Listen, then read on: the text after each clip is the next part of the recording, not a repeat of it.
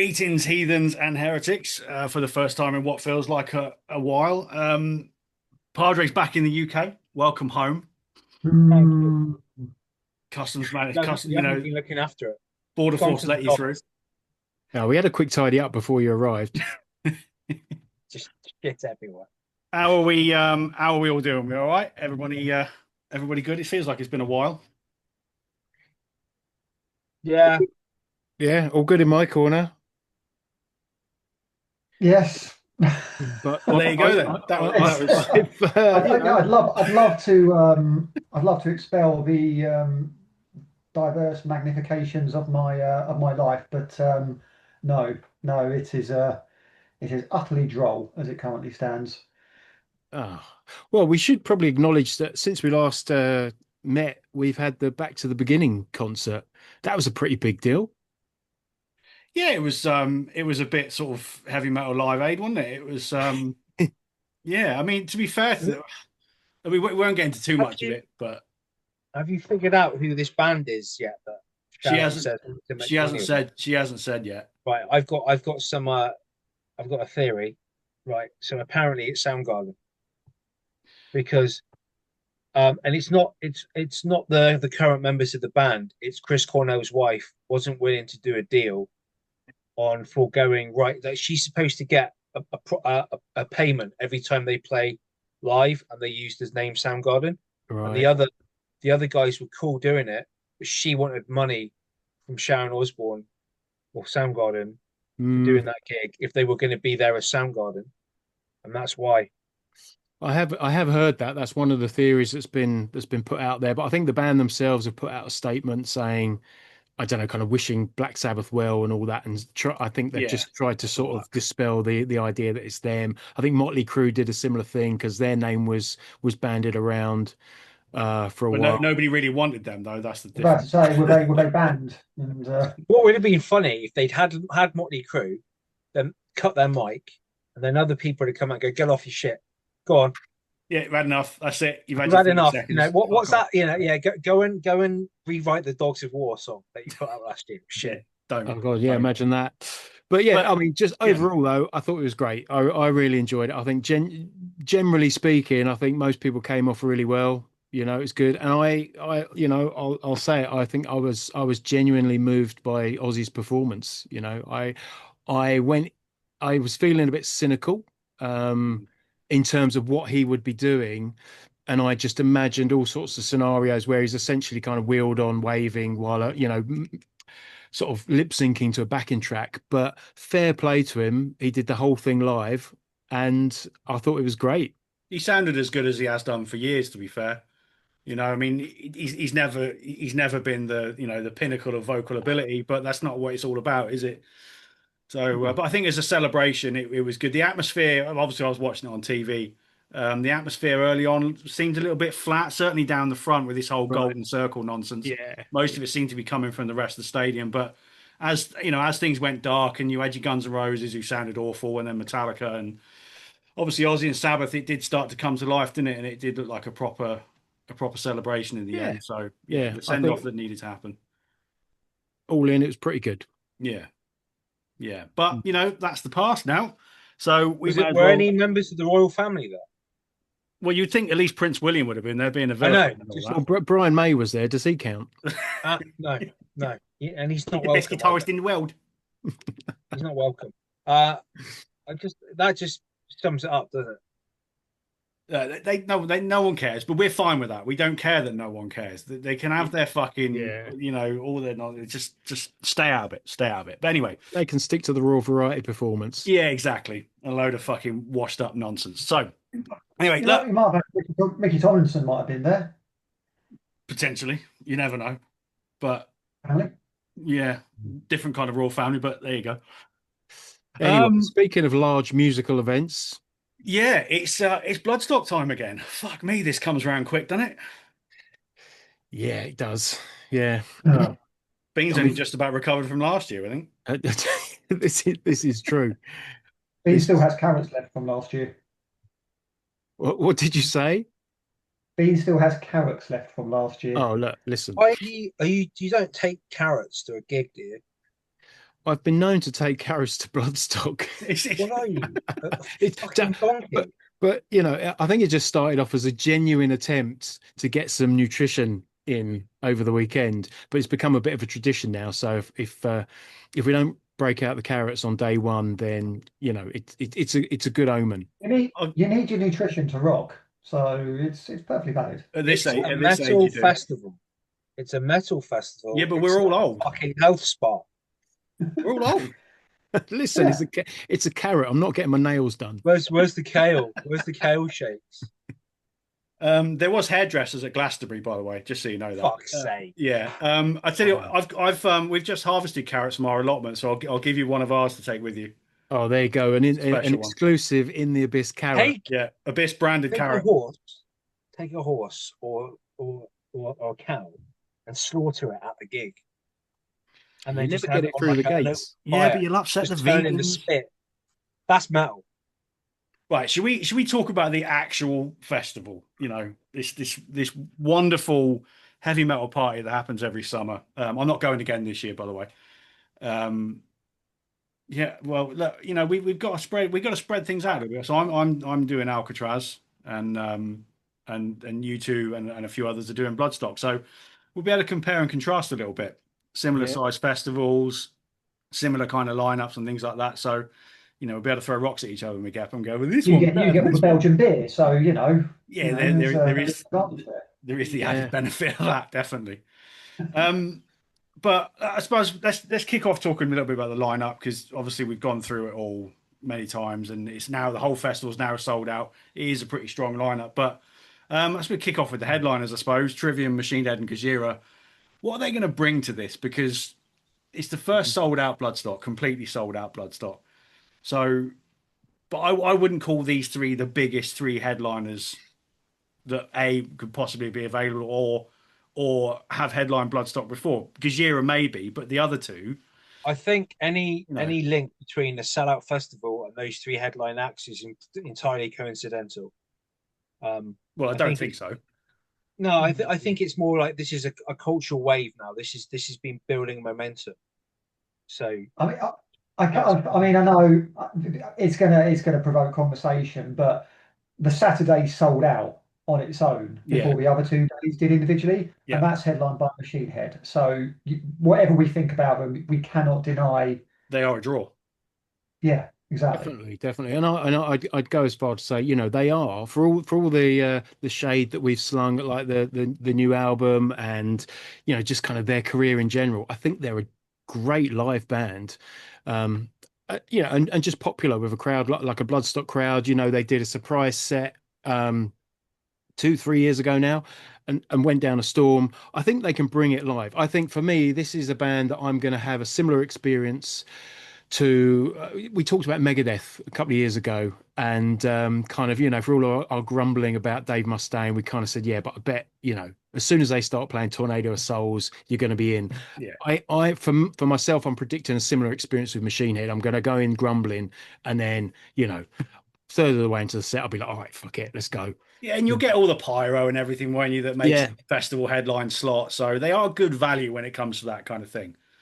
You know, and when they're banging out those 90s classics, Exactly. you know. So I'm on board for it, you know, as a live act.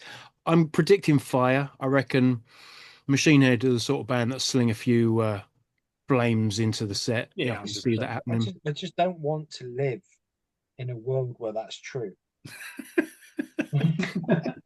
Unfortunately, we do. No, I'll be seeing them as well, because they're also headlining Alcatraz. So, you know, it's going to be pretty much identical sets, I'm sure. You've had a few beers, exactly. They Yeah. knock out the Yeah. classics. Yeah. You're going to enjoy it. It's you know, I haven't seen them. I haven't seen them since Download 2007 Fucking on hell. the Blackening tour, and they were incredible in that show. So Yeah, they'll have a massive crowd, and they'll go down a storm. But the more interesting one, I think, is Gojira, because obviously we had the Olympics thing, Yeah. and they're very much right at the limit, I think, for Bloodstock in terms of headliners, in terms of their size and profile. So it'd be interesting to see how that was closing the festival, the big finish. Don't know, what are you expecting? For me, it's the set I'm looking forward to the most, the headlining set that I'm looking forward to the most. Trivium are a band I don't have any history with. I'm going in blind with Trivium. I really don't know what to expect or kind of what makes them them. Machine Head we've talked about. Gojira for me, I've seen live a couple of times. Always loved it. I think they just play like they just bring it, and seeing them actually at the Back to the Beginning performance in Birmingham. Again, I was watching it with my kids on the TV, and I just turned to them both and said, "They're a bit fucking good, aren't they?" And they were both like nodding enthusiastically. You know, I think what's significant is, they don't have really an anthem or.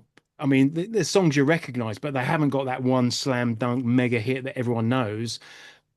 But I think they overcome that by just being fucking on point live. Just the presence. Yeah. Yeah. I think it's interesting because they don't really sound like anyone else, I don't think. And again, it's a back catalogue I'm still discovering at this point in time. So a lot of it is going to be alien to me. And I saw them download 2016 in the second tent, the second stage, whatever it was. And yeah, they were incredible on that day as well. And yeah, I never made a point of going further, but they were asked to do the Olympics for a reason, and it wasn't just because they're French; it's because they could bring it. They are, yeah, they're probably France's biggest rock band of some capacity. Yeah, I mean, I'm sure they've probably done a few soundtracks at this point here and there, but they're just so big, their sound. It is heavy, it is raucous, but there's a majesty to it. It's a And good. technically they got it. They're a bona fide large arena band. I was about to say, that was a point I was That's going to what make. they I mean, are, they're isn't it? That's the great for a big difference. crowd because the music's kind of, it's heavy, but it has so much space in it. So it Yeah. just sits there in the air, kind of drilling into your skull. Trivium will be an interesting one, I think. I mean, Friday night, you'll have lots of enthusiasm. Everyone's still with it. No one's sort of quite, by the time you get to Sunday, you start to flag a bit. But there'll be an interesting one. They've headlined it before. And out of the three bands, they are the ones with the lowest profile, I suppose. I mean, I've always had a soft spot for Trivium. The earlier stuff, anyway. First couple of albums are good. But I don't know, are they going to, I think like Killswitch Engage a couple of years ago. We didn't really expect a massive headline set from them, but they really delivered. Yeah. I wonder if Trivium are in that same kind of position where they're going to have to sort of step it up just that little bit, because the last time they headlined Bloodstock, it wasn't this profile. Yeah, I think so, because I mean they've just done an arena tour, haven't they, to celebrate 20 years of ascendancy. So I'm not aware it sold badly. I think it sold pretty And well. Yeah. exactly. I mean, but yeah, it was a co-headline with Bullet for My Valentine, and 20 years ago, thing is, 20 years ago, those two bands were, popular with a certain demographic of rock fan, metal fan, and they're still listening to metal, and Ascendancy is a classic. It's a great album. It It is. It's a really damn is. good album. It's proper metal, so many riffs, so many hooks, still sounds brilliant today. Yeah. I listened to Shogun again the other day, and that's got some good stuff on it as well. And yeah, that's the era I'm mostly familiar with, so I still need to do some digging. But I've heard the last few albums have been pretty good, pretty solid and consistent. So they've still got something there. So I can't see how they're not going to do well on the day. So that's it's a point I hear a lot when people talk about Trivium is, everyone there seems to be this unanimous view that's like, yeah, the early stuff was great and then something happened. What was that like? So how was they have had lineup changes, well, drummer changes, certainly. Right. Yeah. And I think, there was such you go back to their first download appearance when they were on at sort of like fucking midday or whatever it was, and it was an enormous crowd. There was lots of hype around them on the first, well, not the first album that came out on Life Force Records, but certainly Ascendancy, Kerrang, Metal Hammer, they were all over them, weren't they? And I think it just that the type of music, kind of that level of popularity dripped off, didn't it? Because they were kind of in with the metalcore movement because it was that same sort of Yeah, time, Right. Yeah. yeah. It's you know. I think it is a question of timing. As I say, Ascendancy was 2005, wasn't it? Yeah, yeah. So, and this is a conversation I actually do want to sort of explore further down the line, but it wasn't just a metal crowd that liked him, it was the emo crowd. Yeah. But the emo crowd, they liked everything. They weren't just into emo and post-hardcore. Emo kids were just as likely to listen to Trivium as they were Green Day. That was the sort of strength of that sort of group. And of course, when that changes and something else comes along, then obviously the bands fall by the wayside. And Trivium's mistake at the time was releasing a follow-up to the Ascendancy, which was rushed and not as good at all, in the Crusade. And then Shogun came along a couple of years later, and that was better. But we talked about the tens as a decade for metal, and it wasn't Mm. particularly enthralling, was it? And they seemed to, apparently it was like one good album, one middling, one good, one middling. It was all, it's like Star Trek movies. And then, yeah, apparently the last few albums have been a bit more consistent in how good they are, but they're still going. That's the thing. They're still making music. And if it's Right. still being received quite well and they're still able to play arenas, then I think that tells it. I think it was just a case of timing, I think, really. Um, Matt Heafy's quite a likable character as well. I think that also helps. He's hmm. he engages well with fans and things like that, so that'll always carry you. Did you co- Right. did you see this story a couple of years back where he was accidentally cameoed, or he was asked to do a cameo accidentally because someone wanted um, to get a cameo for their mate from Matt Healy from the 1975, um, and yeah, they contacted Matt Heafy instead, and he was like, "Yeah, I'll do it." Brilliant. So Fucking brilliant. no rock star nonsense, no, I'm not him. It's yeah, I'll get involved. Fucking fair play to him. Look, I So mean, yeah. yeah, look, it's worth mentioning that right before Trivium, you've got Emperor. So, bona fide fucking black metal. To be fair, on all 3 days, you've got Emperor, Ministry, and Mastodon. You've got three like legendary bands right below the headliners. And that carries some weight as well. It's a bit of a shame we can have Emperor in daylight, but Mm. I saw them in 2006 in daylight at Wackham in Padre, and they were great. So they'll deliver. They'll Yeah, they've what they've been doing is they've been putting these like huge Pyrex containers around all the churches in the area to protect. Also, I've just got this vision in my head of like Trivium 3, the search for Spot. Just like Quickly going down the lineup there on the main stage, may as well touch into it. I mean, Orange Goblin final year this year. Final show is in London in December, so this will be their last British sort of metal festival appearance. That'll be a good one. Yeah. You got stuff in there for the youth. You likes a pale face and all that nonsense. Creeper. Now this should be an interesting one because Bloodstock is a metal festival, but they have had this knack over the years of dropping in bands in the lineup that just break up, the metalness and deliver something a bit different, like Royal Republic did a couple of years ago. I think Yeah. Creeper have got that I same mean, opportunity. public. I mean, last year was Night Flight Orchestra, but Yeah, they're sort of quite established. And I've been sort of looking through the bill, and I can't see any obvious band like that. So no, does Creeper fit um, that particular rule this year? they need to go. Hopefully they'll use the stage, the size of the platform they've got, and up the production a bit. No doubt they'll get a bit of pyro because Bloodstock has that all the way through the day Yeah. anyway. They've got a real opportunity to show something. I think. I mean, like Well, the thing is, they've got the fan base. I think yeah, I've kind of misunderstood. Sorry, I've underestimated the fan base they have. I think it's quite wide, and we yeah, know yeah, how intense they massively. are. So it's not just punks; it's an emo kids, it's metal. So I think they'll go down brilliantly. But they've got to do the show. Yeah, they Yeah. have, and I think they will. I mean, from when we saw them in Margate last year, and to the show I went to it in what's that fucking venue called, Coco, a couple of months ago, and they were absolutely phenomenal. So if that's the way things are going, they got the potential to own that stage and be one of the highlights of the weekend. I think it could sit in a similar place to, let's say, Green Lung did last year. It's kind of that level of.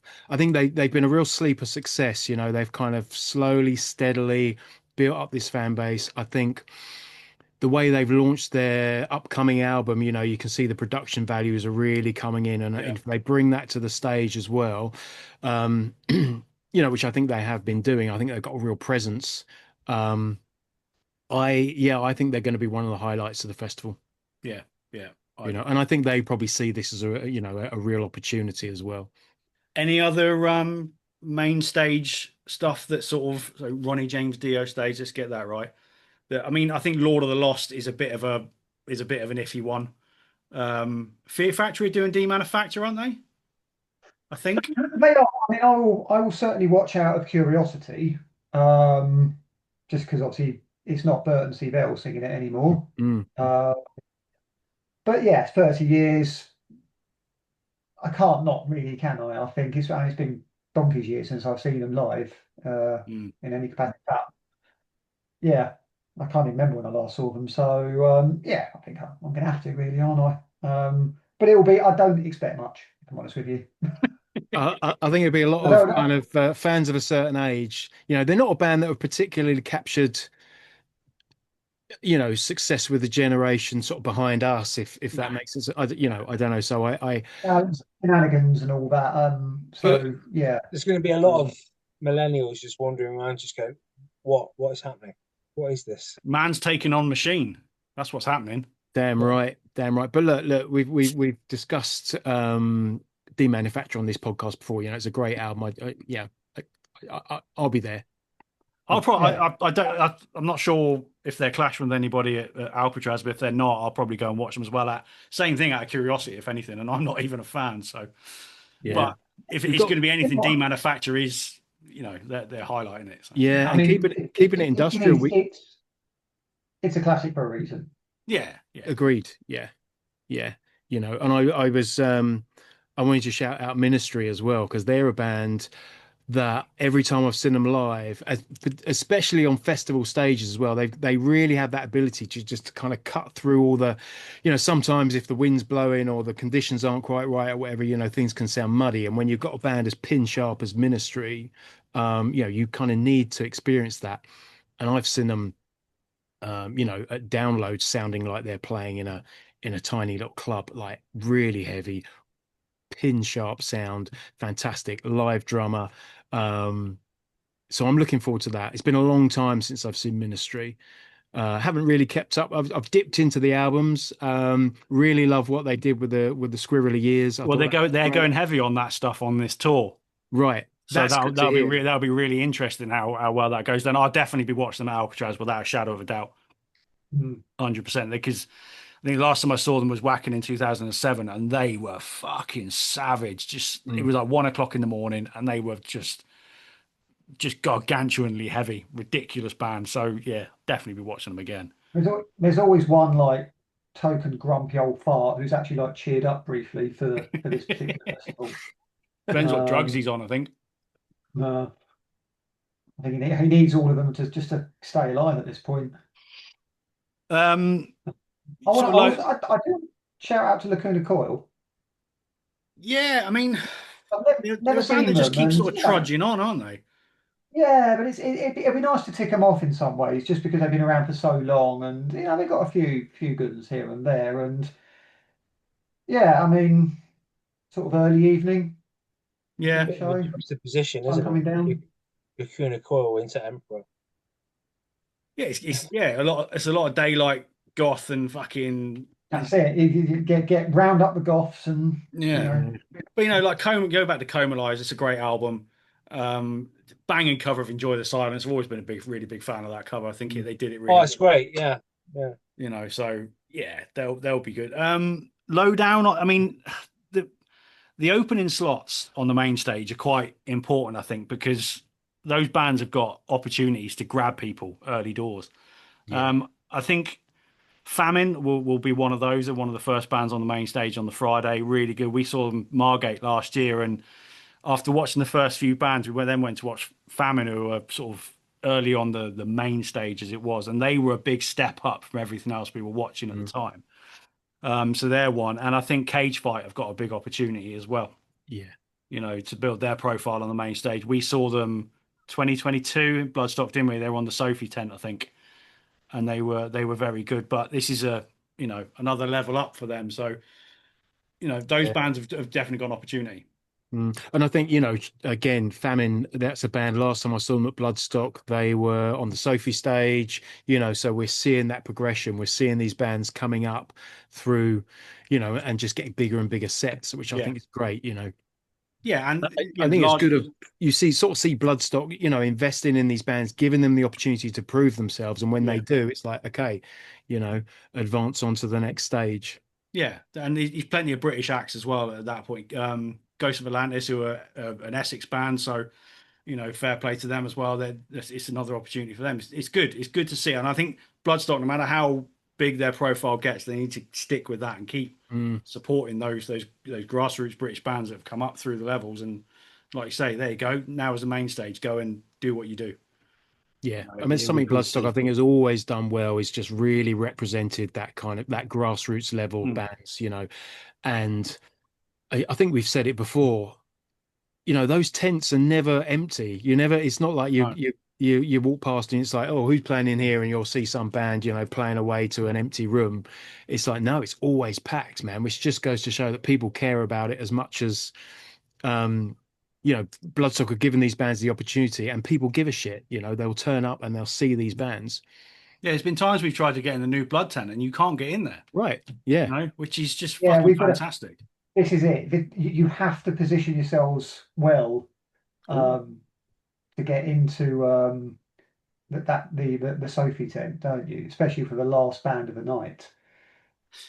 Yeah, it's a funny one, the Sophie tent, because what I've found is that like when Machine Head did that secret set in there, it looked like it was fucking rammed, and we just walked around the back to the other side of the tent, and it was virtually empty because everyone kind of comes in from the side, don't they? So they cram in. Yeah, I really hope. I mean, I don't know. I think I might have mentioned it last year as feedback, but I'm not sure they've listened to us. But they've really got to look at how they lay out that portion of it, because again, when you've got everyone leaving the Ronnie James Dio headliner to go to the Sophie tent on the way back to the campsite, and of course everyone's coming from the same point on the left hand side. You've got a bit of a bottleneck going through with the shops on the left, etc.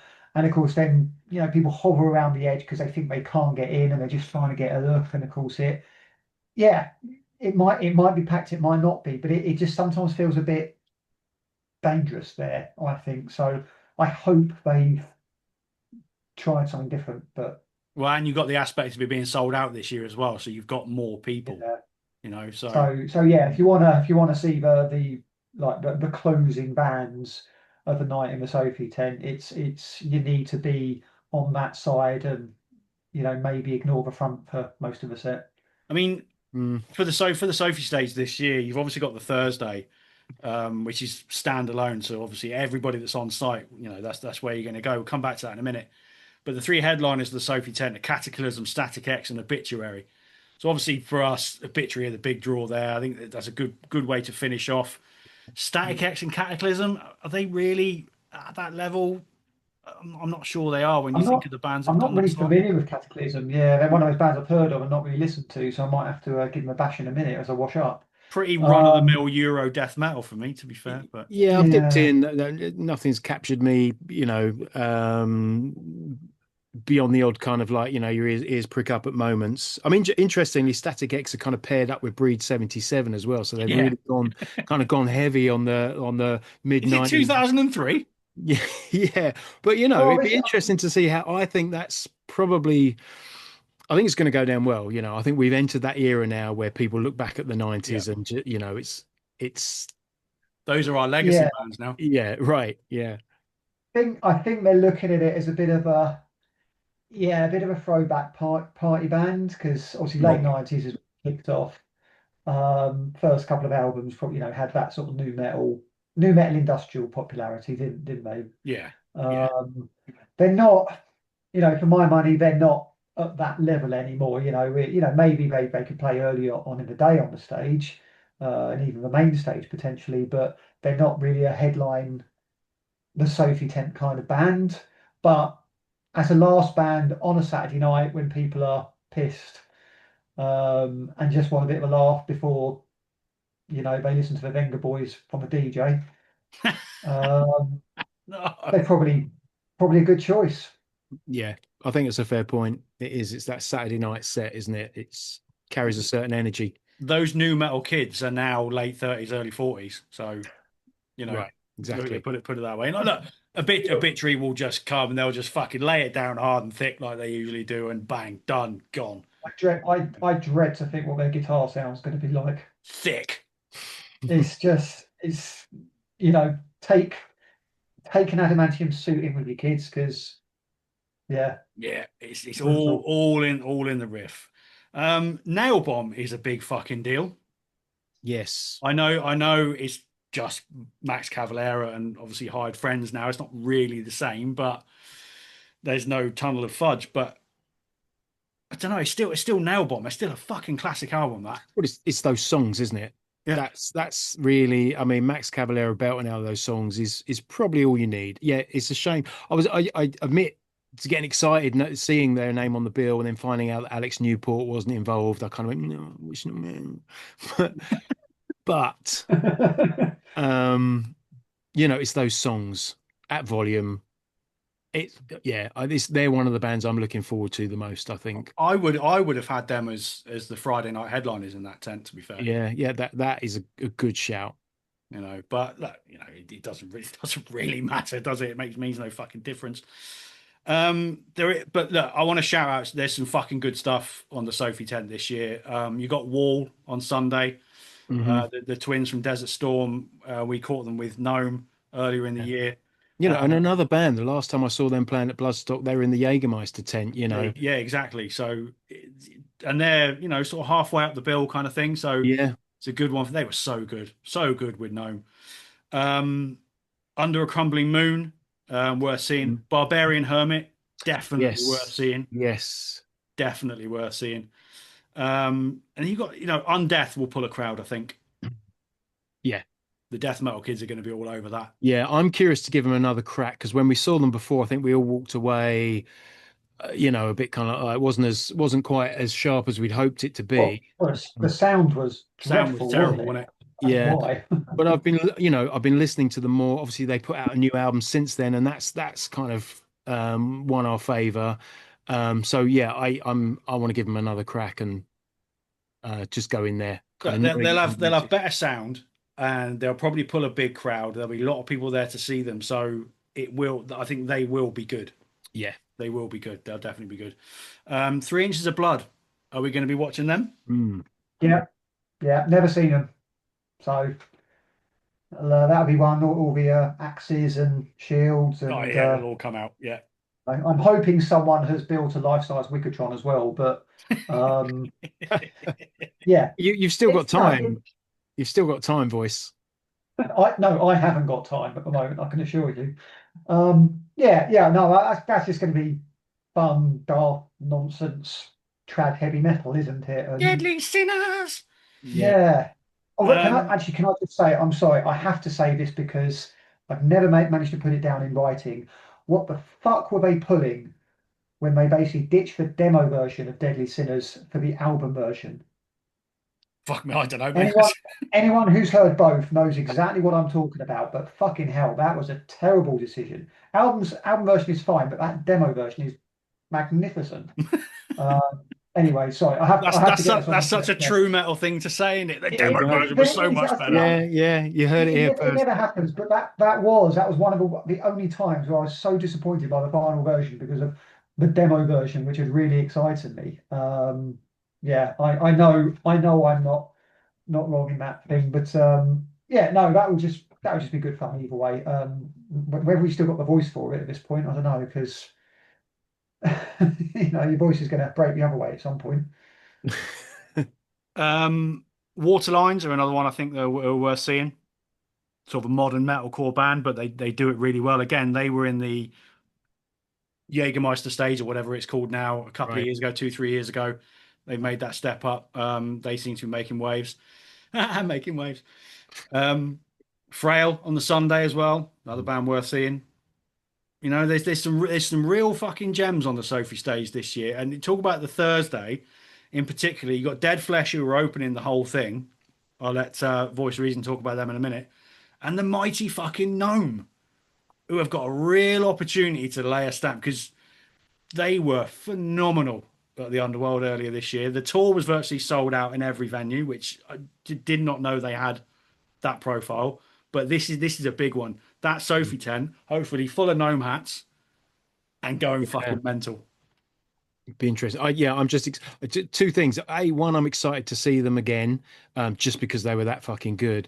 And two, they're the sort of band where you want to take people that haven't seen them to see them. So there's a few of us coming on in our little crew that haven't seen Gnome, and I'm just excited to go, right, come on, you've got to come and see this. And I'm confident that they're walk away fans, Bubble I mean, grunge. I wasn't grabbed by them musically, but there was a couple of tracks I thought, yeah, that could be good live. So I'll be there. Oh, you will definitely enjoy them live. You will definitely enjoy them live. They are so fucking heavy as well. Like they don't have the right to be that heavy. It was mad. Absolutely fucking mad. Brilliant. Just fucking brilliant. So Dead Flesh opening the whole weekend. It's always a tricky one. That Tail Gunner did it last year, didn't they? With the very first Yes, band on, I think. yes. They were close to it. If they weren't the first, they were definitely in that first little clutch. Certainly one of those, yeah. So Dead Flesh are in that position this year. They're good, aren't they, Dead Flesh? Yeah. It's an interesting choice of opener because it's, I suppose Telgonner had that classic heavy metal thing. They've got the anthems, they've got the sort of atmosphere. But Dead Flesh are very much a different beast. They're a deathcore band from Hertfordshire. That hotbed of deathcore. Yeah, and if I'm praising a deathcore band, then you know you've got something positive for once. But yeah, I caught them in the New Blood stage last year, just because yeah, what I'd heard of them, quite savage, very intense, just nasty. They've got it's just a different level to what deathcore normally is. Um, possible degree of accessibility as well, but yeah, it's going to be interesting seeing them on a bigger stage, really, because I think as much as they can put on a good show, I'm not sure exactly how it's going to go down well as the opening band. For me, I think it needs to be a bit further down, sort of on either that night or one of the other days. I think I just need people to be a bit more psyched up for it. I think. But make no mistake, that is a definite watch for me. I think that is one of my must-watch bands of the show. Looking to see how much they've grown in the last year. So what about Me and That Man? You're going to watch them because it's quite a cool, interesting thing what Nergal does with that. I do quite like what they do. Yeah, I think they're playing Alcatraz as well, so I'll try and catch them. Oh, cool. Yeah, I definitely want to see them. For that reason, I just think it's going to be great to see Nergal just presenting himself in a completely different way. Yeah. What I've heard of the band, I like the music. That kind of dark gothic. It's like gothic thing. blues, isn't it? I suppose. Yeah, yeah. What's not to like? Yeah, Bastard. Look, we should really talk about the EMP stage as it's called now, and obviously the New Blood stage, the Timothy Taylor New Blood stage, which doesn't sound very metal, does it? Timothy Taylor. But these are the sort of proving grounds, aren't they? These tents where bands have got a chance to catch people, because we've said this with the New Blood stage before. Yeah, if you're timed right, there's nothing on the main stage. Yeah, and you could end up with a full crowd to play to. So, there's some great stuff in there. We'll do the EMP stage first. The one for me definitely worth checking out is Lust Ritual. Right. A cult doom band. How it will work in that weird tent, because I think they're a band that would benefit from darkness. But yeah, that's one gripe I've got about that it seems like a little bit of an afterthought, that tent, because like even the back of the stage isn't sort of closed in. It's all very open, and it's not very conducive to theatrics, as you said. Not really, no. It's like this kind of exposed marquee. but arguably then it means that the bands have to sort of live or die on their music, I guess. And I've not seen a bad set in there. Flame Bear were in there last year, weren't they? Yeah, Flame Bear. I've seen Flame Bear in there, Wall in there, Dunes have done a Dunes in great there, yeah. set in there. Um, what I love about that little tent is there's always tons of energy in there. Yeah. And I don't know if it's just because it's so small and compact. It's like it's really in your face. Um, so I haven't paid too much attention to who's playing. It tends to be as I'm wandering through and something catches my ear, go in there and see what's I think what. that's it. Yeah, I mean, there's so many sort of new bands out there, and you just can't keep up with them unless you see them in your local grot box, can you? Yeah, that's So true. this is That's true. this is the opportunity to say, right, I'm going to go to one of the small tents and just listen to whoever's there. Yeah. That's part of the fun as much as actually saying, I want to see this band and that band and whoever kind of thing. You've got to say, yeah, I've got a few minutes to spare. Let's discover something new. Yeah, and what I love Or, about the Bloodstock site, you'll be walking through it and you'll be aware there'll be some sort of commotion somewhere, and it's always that little EMP Jägermeister stage. Yeah. It just all of a sudden you'll be like, "What the fuck's going on over there?" And it's always in that little tent, and it's just something's going off.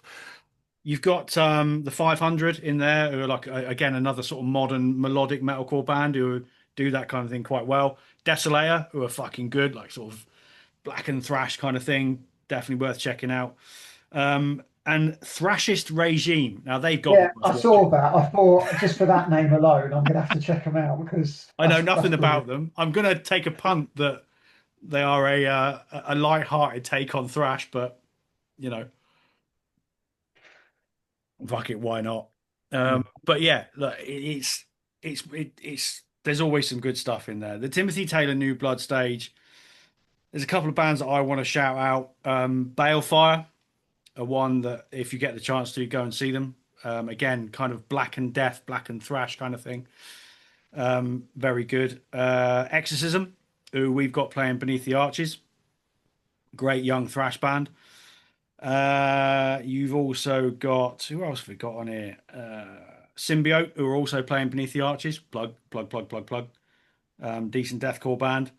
Mm. Fuck me, there's Headcounter, another one who we've got playing at Radio City in October. Crossover thrash type thing, starting to make a few waves. So there's lots of stuff going on that is definitely worth checking out. Basically, Bloodstock this year is a warm up for Under the Arches. Of course it is. Of course Yeah. it is. That's the main metal event of the year. Although that's a bit of a warm up as well for the next one that's coming in a couple of months' time. But Well. well, by the time this has gone out, that'll already been announced, so you'll see that. It's fucking great. Everything's warming up for everything else. Everything warmer than everything else. Well, I'm gonna plug it while I'm here. So on the 14th and 15th of November, we'll be doing the Bay Days Festival in Chelmsford at Radio City. It's a Friday night, Saturday daytime, and then Saturday night. The Friday night is our curated stage. Yeah, it's like fucking Roadburn. So Inhuman Nature will be headlining. Inhuman Nature in a 60 cap room, mental. That's intense. We've got Allfather, Warp Stormer, Power Failure, and Essex Locals Divided Kingdom. Oh, It is. It So, is. It's like the Avengers Endgame of our gigs. well, I mean, I've been trying to book Inhuman Nature for a while. I think this was like the third or fourth attempt, and finally we made it happen. So that's going to be an absolutely ridiculous night. On the Saturday afternoon, it's very Essex focused, some acoustics, some emo, some sort of post rock, and a bit of electronic as well. So you've got a guy called Juan Stone who mixes synths and trance with guitar and stuff like that. Really cool. In a House of Heartbeats, post metal, absolutely mad. Details, Wolf Sunday and Jake Cheek. And then Saturday evening, we got Gert, the mighty fucking Gert, are coming back because they were so good a couple of months ago. Dunes are coming back as well because can't get enough of them. A Day Called X, who are a Southend based sort of spacey kind of post metal thing. And we got Dim Skewer. This was quite a big one for me. I think anybody who listens to Two Promoters One Pod will know about them. very much like Amon Ra, very heavy, very intense, very fucking cool, and they're going to be very popular. So they'll definitely be one to come and worth check out. And Tooth and Dagger, Midlands metalcore bands, all of that. 15 quid Friday night, 15 quid Saturday night. I think it's like 10, 11 quid for Saturday evening. And there's a combined weekend ticket for it as well. Wow. Bay Days Festival, whenever we run it before, it's always sold out really quickly. So if you want to come, fucking come, get your tickets and get involved. It's going to be a great weekend. There's going to be Anyway, nothing left of Chelmsford after that. that's the plan. That's It's going to be exactly a pile the of plan. bricks. Anyway, plug over. So you two are obviously representing the festival, representing the podcast. So who are the main sort of draws for you other than the ones that we've already talked about?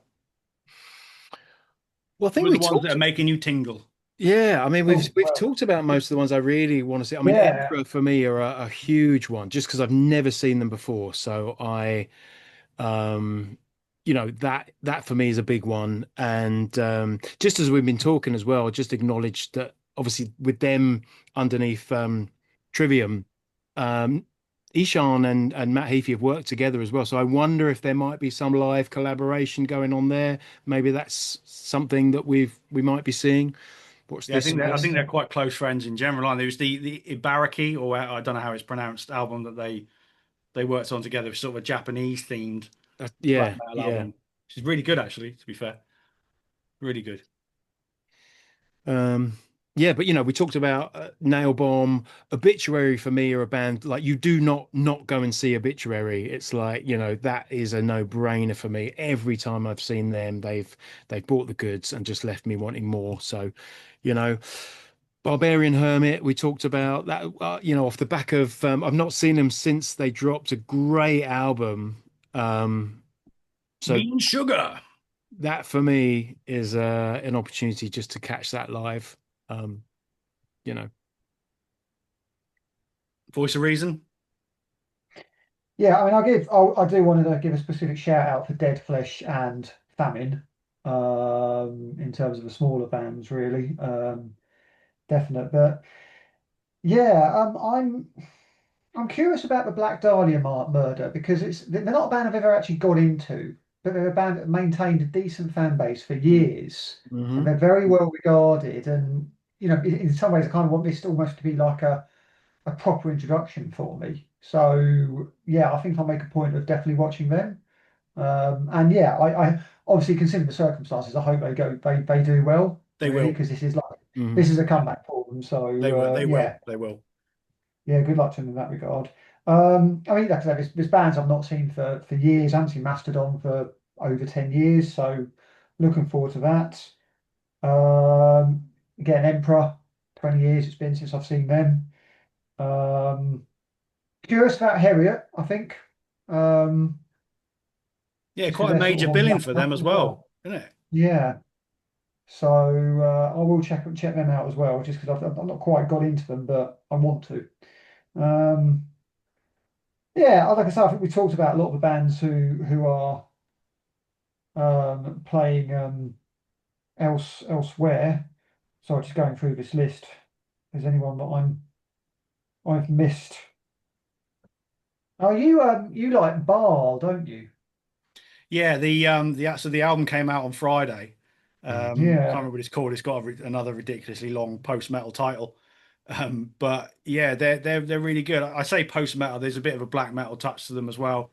Might be an interesting one to see if there's no one else playing because the album's really good, really good. It needs to be listened to loud and sort of full on, so to up that intensity. But it's very good. And another British band doing something a bit different as well, which Mm. is obviously important to us. So, all right, before we leave, then so Vicky announced today, as we're recording this, that all 2026 headliners are now locked in and confirmed, and they're going to be announcing them on the Friday night, like they usually do. But this time it will be all three headliners. So I'm going to get my predictions in just quickly. I think Slayer will headline one night, and I think Malevolence will headline another night with Knock Loose as special guests. That's two of the three I think it will be. Any other votes? Well, yeah, I definitely agree with Slayer. I can see that happening. I Mm. think they just seem to be kind of, back on it now. much as they were before they called it a day. I don't know. I haven't really had a moment to think about it. Who would I say? I'm not sure. I think Slayer definitely, but I don't know. Still my idea. Yeah, it's it's a Yeah, tricky one. yeah. I mean, You know, I like headliners. Pantera are still a maybe. Are they too big for Yeah, I Bloodstock? don't think it'll be Pantera because of the Metallica dates, Of course, wouldn't yeah, it? I thought the same thing initially, and yeah, I of thought it's too course. I mean, close, isn't it? I'm just cycling through thinking who You would got fit. about it's 25 years of Bloodstock next year, isn't it? So I think they've gone sort of quite Oh, in they've that gone case, quite big. Saxon will definitely be back then. Yeah.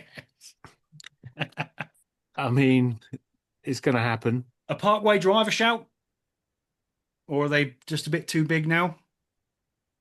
I don't know. Yeah. Possibly too big. Mm.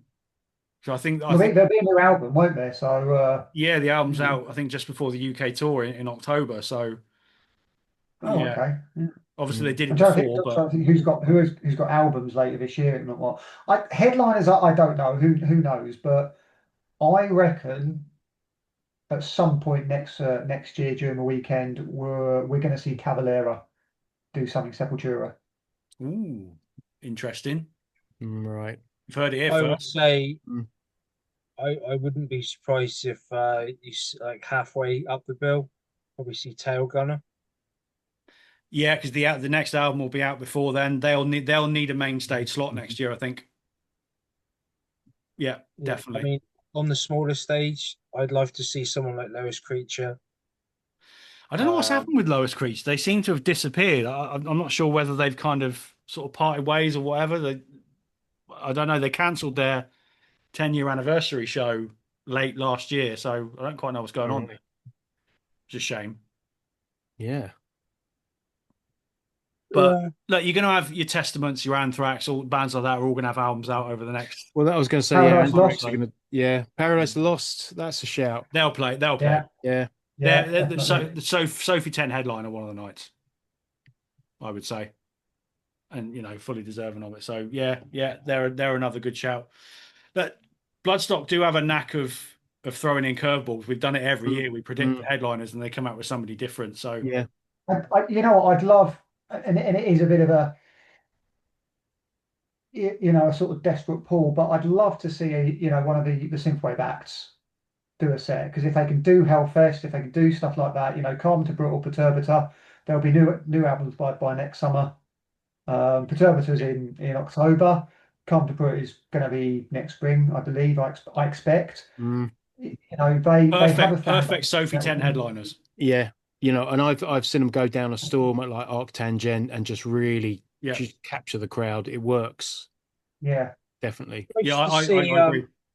Sorry, I noticed on the Alcatraz lineup, and this is going to be Tregenzer's main probably pissing point. Prong are playing. Yes, they are, and I've never You're seen going them. to come in. This is going to be lording it over those two, aren't And you? it is also an anniversary set list of Cleansing. It's gonna Oh, wow. They are retouring Cleansing this year, so it's gonna be heavy on that album. Yeah, I can't. They're one of the biggest draws of the weekend at Alcatraz for me. Them and Fu Manchu, who I haven't seen since '98, I think. Wow. So yeah, the headliners sort of almost disregarding them a little bit. Tommy Victor has one of the best live guitar sounds I've There ever you go. heard. I don't know how he does it. It's insane. I'm proper excited. I know it's not Prong. I know it's not a Cleansing era lineup, but Yeah. it's Tommy Victor in it. That's all that really matters. Yeah, and it's those songs played at volume. Yeah, yeah, and they're in a little tent as well, so it'll be savage. Yeah, I can't fucking wait for that. But we'll all reconvene afterwards, won't we? And we'll be able to compare and contrast. And oh well, no, Emperor were much better at Alcatraz than they were at Bloodstock. They were 4 decibels louder. Exactly. So, well, they're in a tent at There's Alcatraz gonna as be well. like So. when Tregenzer's in the crowd at Alcatraz. It's going to be like someone next to him lying on the floor with a broken neck. What happened? He snapped his fingers. One thing I've got to take into consideration is that everything runs till about 2 a.m. at Alcatraz. Oh, you got your work cut So, out for you, sir. so yeah, it's a different. Who are you going with? It's me and Nige. So our roving, Belgium-based correspondent. The original gnome. Yeah, the original gnome. So look, we'll be talking about both festivals afterwards. Anyway, when we get back, we'll do full sort of belt and braces reviews and all the good bits, the bad bits, and the queues for the toilets and the dodgy chicken on a Sunday evening, all that. Yeah, I'm going to phone up. I'm going to phone up the Saudi cultural ministry and go, look, you got to sort this out. These European festivals, they're laughing at you. Get the checkbook out. I want it in the desert. I want to get every band on the set just so I can go and it's Lord with you. You know, sitting in a Bedouin tent with a camel. Nice. Sucking it off. I can't imagine anything worse than a metal festival in the Saudi desert in the summer. Yeah, but you know, seasons in the abyss in a desert. Go on. Oh yeah, all right, yeah, all right, fair enough, fair enough. Yeah. Speaking of dodgy chicken, has anyone heard about they've got some like food related events going on this year at Bloodstock, like No. a spud eating competition is one. I Oh. think they got a like spicy curry eating competition. Oh, who does Why that at a would festival? you do that? Oh, Yeah, I mean the spicy curry eating at a festival is look, I'm putting out the plea here. Don't do it, people. just think Stay about it. away. Just think about the other 19,500 Just people that are turning- there. Just Yeah. turning the mosh pit into a slip and slide. oh god. Oh my God, man. Right, on that note, that's it. We're done. We'll No, be back. Is the paella thing going to be there? Oh, Big. no, it's not. No, no. It's I not. think Thing of they, the past. I think they might have gone out of business because No, they haven't. No, they haven't. They're doing all the festivals. They've got 3 or 4 different stands and everything because they're doing 2 or 3 every weekend. We're I shunned. didn't want to say Once, anything. once but again, the metal did phone community them is up. shunned. Bean, I phoned them up and I said, "Don't go to Bloodstock this year." I paid them not to go. Just to, Bastard. you know, I said he's not cultured enough for that stuff. Absolute bastard. You total fucking bastard. Anyway, we'll see everybody back after the festival. You know, recovering from hangovers and lack of sleep, and I'm in an Airbnb in Belgium, so I'm gonna be all right. If you see Daily showers, if you see this hat, I'll have this on. I'm sure Bean will have his on at some point. Come and say hello, call us bastards or whatever, you know. definitely call them bastards. Well, it's inevitable, isn't it? You know, Bean's a drummer, so he's used to it. So yeah, everyone have a wicked weekend at the festival. You know, stay hydrated, be sensible, Important, all of that. important. You know, eat your carrots and drink many beers. Yeah. Have a good one. We'll see you afterwards. Stay metal. Players.